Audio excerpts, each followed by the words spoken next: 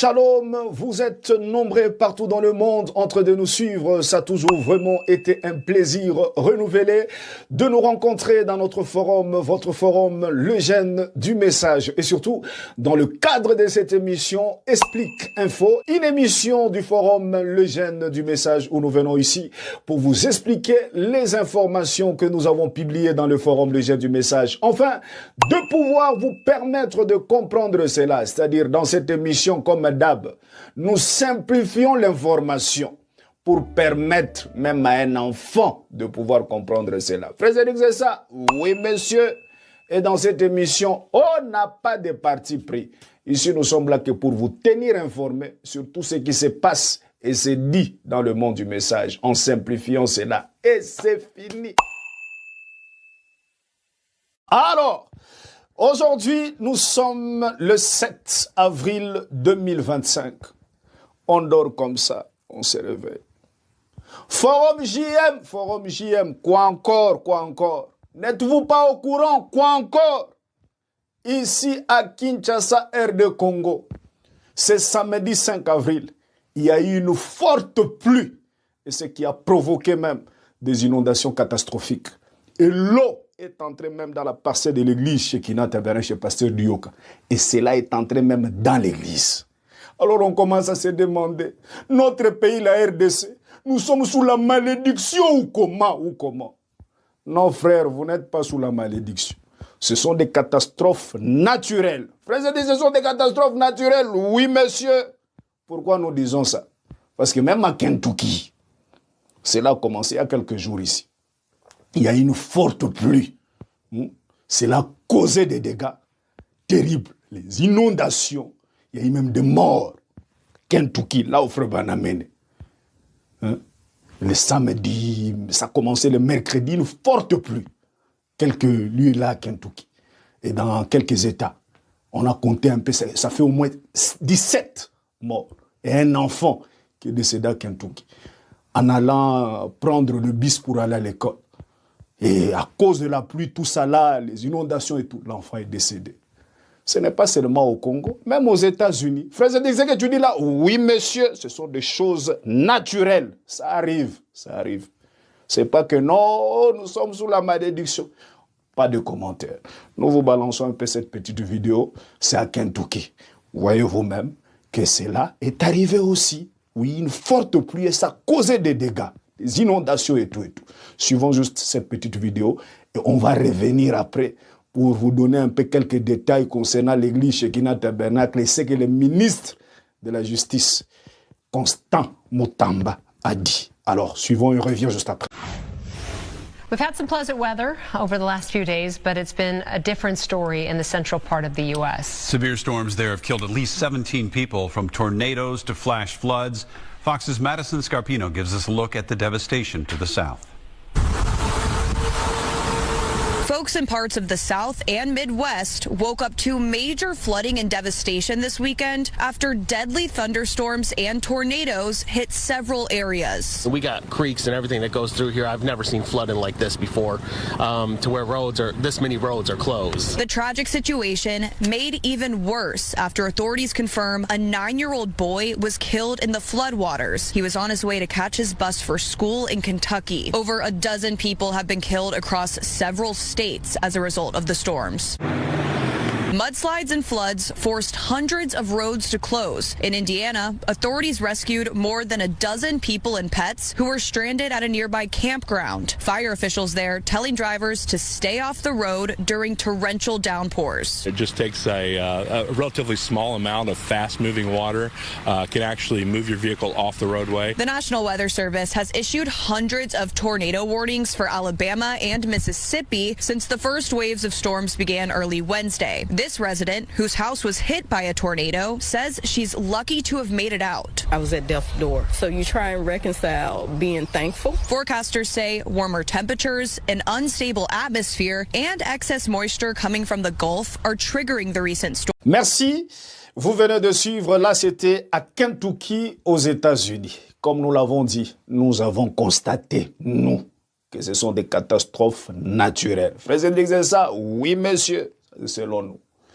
Vous pouvez dire non, cela est arrivé parce qu'ici au Congo, nous, on n'avait pas prévu ceci, on devrait faire ceci. Si on avait fait ceci, cela ne devrait pas arriver. Mais aux États-Unis, ils ont fait ce que vous pensez qu'on devrait faire au Congo. Ils ont déjà fait cela. Mais il y a eu quand même inondation. Alors ce sont des choses naturelles, ça peut arriver. Oui, monsieur.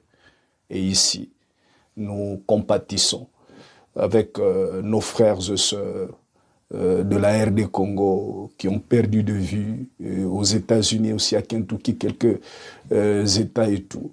Nous compatissons, que Dieu puisse vous consoler et tout. Nous sommes de cœur avec vous. Alors, parlons maintenant de l'église Shekinah Tabernacle, notre église. Frère Cédric, votre église? Oui, monsieur, notre église. L'église de croyants du message de Branham à Kinshasa, République démocratique du Congo, dirigée par le pasteur Dioka. La pluie, au lieu de faire des dégâts ici et là, la pluie ne s'est pas arrêtée là. L'eau de la rivière Njili est sortie de son lit, est allée même dans la parcelle de l'église de Shekinah Tabernacle et même dans la cave de l'église. Et cela fait pas mal de dégâts. Alors suivez un peu cette petite vidéo. Là, c'est dans la cave de l'église Shekinah Tabernacle et on revient juste après. Et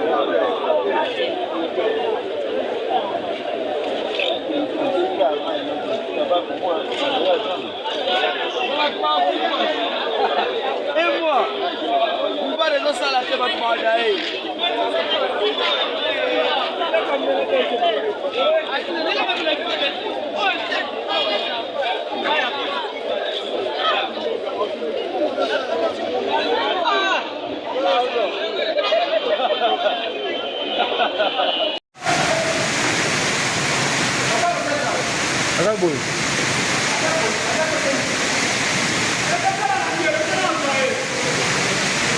Ok, boy, vous voyez.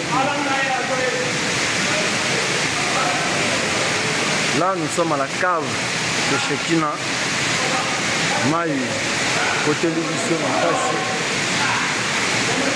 Merci, vous venez de suivre. Là, c'est dans la cave de l'église, c'est-à-dire l'eau est entrée là et tout.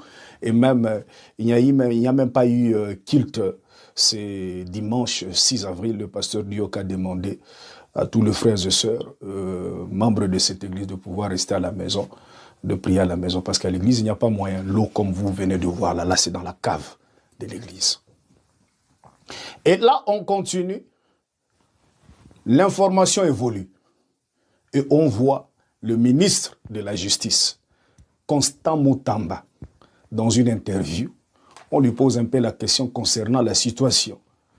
L'eau de la rivière Njili, sortie de son lit, et ça fait des dégâts, des inondations. Qu'est-ce que vous dites, vous, en tant que ministre de la Justice? Et là, en répondant, il a donné un peu quelques causes et tout, et tout. Et là, il évoque maintenant comme exemple, disant de casser l'église Shekinah Tabernacle. Pour lui, cette église, c'est-à-dire on a construit l'église sur la rivière Njili. Et c'est là bouché et l'eau ne respire plus. C'est ce qui a causé aussi tout ce que vous avez vu ça. Vous avez vu ici et là. Frère Cédric, il a dit ça. Oui, monsieur. Constant Mutamba. Pas de commentaires. Suivons lui-même le dire dans cette petite vidéo tirée dans cette interview et on revient juste après. Monsieur le ministre, bonjour. Bonjour. La justice, au niveau de la justice, l'actualité c'est tout le jour, c'est chaque jour. Aujourd'hui, Kinshasa et une partie du Congo central se sont réveillés les pieds dans l'eau. On parle des morts, une vingtaine de morts, bilan provisoire. 30. Voilà, une trentaine déjà, ça ne fait que s'alourdir. Quelle est la part de la responsabilité de la justice dans cette catastrophe? Est-ce que la justice a une part? Vous savez, merci beaucoup Élisée pour cette pertinente question. D'abord, je présente toutes mes condoléances chaleureuses, sincères à toutes les familles déplorées par ces drames. Cette catastrophe naturelle. Vous savez, c'est à cause, entre autres, du non-respect des lois de la République, notamment sur l'urbanisme, sur le foncier, que nous en arrivons là. Je vous donne les cas du débordement des eaux de la rivière Ndjili. C'est parce que l'on a construit sur le lit de la rivière. Et lorsque l'État veut intervenir, on crie au scandale. Parce que cet État est faible et fort avec les faibles. Absolument pas. Et faible avec les forts. Vous parlez de Ndjili, il y a la baie de Ngaliema aussi. Ce n'est que ça. Il y a la baie de Ngaliema aussi. Ça n'est qu'un exemple pour dire que... Pourquoi on ne parle pas de la baie de Ngaliema? Baie de Ngaliema et la rivière de la Gombe, ce n'est pas au ministre de la Justice de démolir. Je suis en train de vous expliquer la procédure. Que c'est le fait du non-respect des lois de la République que nous avons effectivement tous ces débordements des eaux. Nous venons de nous entretenir avec les collègues, membres du gouvernement, Mineta Affaires Foncières, Acacia, ministre de l'Urbanisme et Habitat. Après cette émission, nous nous retrouvons sur les sites où il y a eu tous ces drames et nous prendrons des mesures urgentes, drastiques, pour pouvoir parer à toute éventualité des résurgences de ce type de calamité. Pourquoi ça n'a pas été pris avant? Monsieur le ministre, il y a mort d'hommes. Pourquoi chez nous, il n'y a que lorsqu'il y a des morts, vous mettez des commissions en place? Mais les gens qui ont construit la rivière Gombe, par exemple, ça bouge de partout. Et qu'est-ce qu'on retrouve?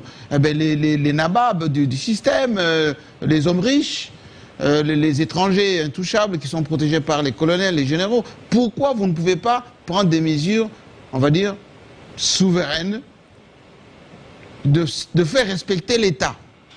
Vous savez, la compétence est d'attribution en droit public. Moi, ministre de la Justice, je ne peux pas me substituer en gouverneur de la ville de Kinshasa. Moi, ministre de la Justice, je ne suis pas juge au nom de l'indépendance du pouvoir judiciaire. Tout ce que je sais faire, c'est donner injonction au procureur, aux magistrats du parquet, conformément à l'article 70 de la loi du 11 avril 2013, qui m'en donne ce pouvoir. Vous l'avez fait? Et que donc j'ai fait plus d'une fois des injonctions. On respecte pas? Non, il revient à chaque responsable de faire son travail. L'injonction que j'ai à donner n'oblige pas non plus un magistrat du parquet. C'est pas formalité. Parce que je ne peux pas interférer dans l'instruction. C'est juste une formalité. Au moment où vous êtes en train de nous dire là maintenant. Non, je ne suis pas légalement, c'est aussi ça l'état de droit. Je ne suis pas habilité en tant que ministre de m'ingérer dans une instruction. Mais je peux vous rassurer que j'ai pris à mon niveau des mesures nécessaires. J'ai donné des injonctions nécessaires pour que, effectivement, ces genres d'état de choses ne se reproduisent pas. Mais il revient également à la population de comprendre que lorsque l'on va commencer à casser, que l'on ne crie pas au non-droit. Parce que c'est aussi ça le problème. Lorsque l'on va commencer, par exemple, à casser l'église Shekinah, parce que c'est cette église qui a construit sur, effectivement, la rivière Ndjili. Oui, vous serez et ça bouche maintenant, l'eau ne respire plus, l'eau ne coule pas. Vous serez le premier à crier, à sortir dans la rue pour vilipender le chef de l'État, vilipender les autorités. Parce que dans l'autre côté, je reviens sur la question. Il revient. Vous allez laisser ceux qui ont construit la baie de Ngaliema, il faut faire les deux à la fois. Il ne faut pas faire de la fixation. Ce n'est pas une question de baie de Ngaliema ou de la rivière Gombe, c'est une question là où les forts holistique. Ont construit aussi. Non, c'est une question holistique. Je vous parle de Shekinah, qui a plus de 100 000 fidèles. Ce n'est pas un moindre. Donc il ne faudrait pas ici faire de la stigmatisation. Ok? Donc allons sur des questions structurelles qui nous permettent de répondre aux problèmes structurels. Donc ici, le problème est réel, c'est que la population doit comprendre l'impératif de sauvegarder la tranquillité publique, l'ordre public, en laissant le travail, les gouvernants faire correctement leur travail. Sans interférence, sans pression quelconque. Et que les gouvernants doivent également agir en toute responsabilité, en mettant de côté des considérations liées effectivement aux immunités, aux privilèges de certaines fonctions. Merci. Vous venez de suivre, là c'était Constant Mutamba, ministre de la Justice. Il a évoqué comme exemple la possibilité de casser l'église Shekinah Tabernacle, démolir tout. Pourquoi? Parce que pour lui, l'église est construite sur la rivière Njili. Et cela a bouché. L'eau ne respire plus. Alors on doit enlever cela. Frère, qu'est-ce que vous dites? On ne dit rien. Ici, nous sommes là que pour vous donner l'information. Alors c'est vous, en commentaire, de nous dire est-ce que le ministre de la Justice a raison et que l'église est construite sur la rivière Njili et cela est en train de boucher et tout l'eau ne respire plus, alors on doit démolir et que l'église Shekinah Tabernacle, qu'on puisse aller chercher à construire ça ailleurs. Est-ce qu'il a raison? Alors, c'est vous de nous dire cela en commentaire. Alors, on avance. L'information évolue. L'information évolue. Oui, ça évolue, on continue. On continue, on continue. Là, on nous envoie une petite vidéo. On dit non, tout ce que vous voyez là, ce n'est pas ça, ce n'est pas ça.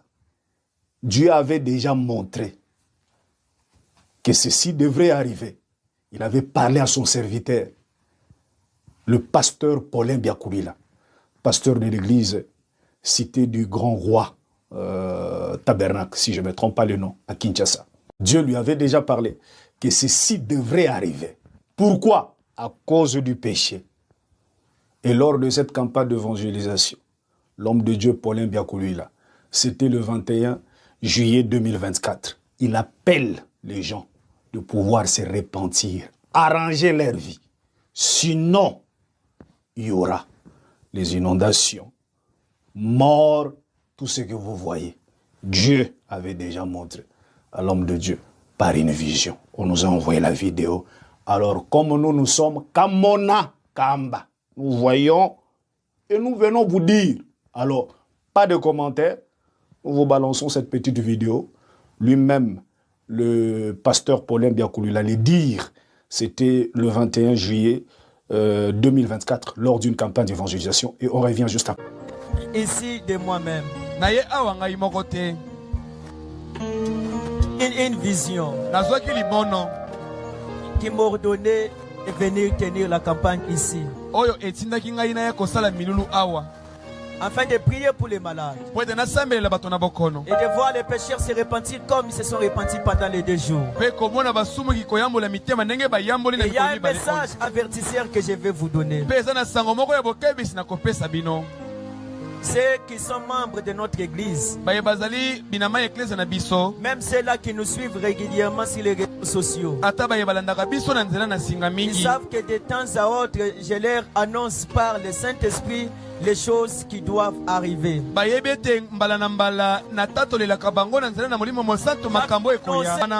dans la vision, j'ai entendu la voix qui me disait, va à Massina, dans le stade municipal, rassemble le peuple de Massina et des environs, et dis-leur qu'il y a un danger qui approche, et le danger là va venir sous forme de l'inondation. Je ne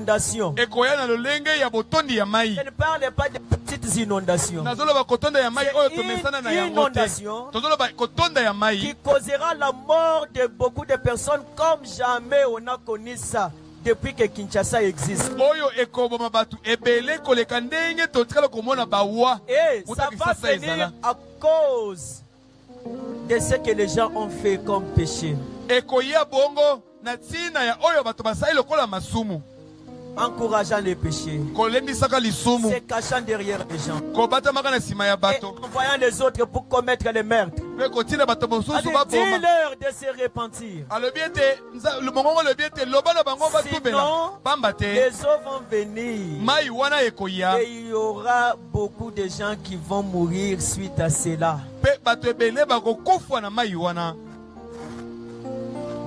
Allez suivre les réunions, d'autres réunions prophétiques, et vous verrez que ce qui est annoncé ne fait que s'accomplir. Bokende kolanda mayanga ina biso oya masakwa bokomona ete mambi nyonso totatolaka na mongongo na Nzambe ekokisamaka kaka. Il y en a plusieurs. Ezana ebele. Et tout est enregistré. Wete nyonso ezana mikaba. Et ça passe en ligne. Be elekaka na nzela na singa. Habitants de Massina, Baye Massina, Kimbanseke et des environs. Ceci vous concerne. Même chose concernant notre pays. J'ai toujours annoncé cela en avance. Je n'attends pas que les choses s'accomplissent pour dire j'avais vu. Non. J'annonce toujours en avance. Quand c'est mon devoir, je dois l'accomplir. Maintenant. Merci, vous venez de suivre. Alors, c'est par ici que nous terminons notre émission d'aujourd'hui et restez toujours branchés dans votre forum, le Jeune du Message, pour être toujours à la page sur tout ce qui se passe et se dit dans le monde du message. Et si vous voulez entrer en contact avec nous, n'hésitez pas. Voici notre numéro WhatsApp, le plus 27 7 859 715 08. Shalom et bye bye.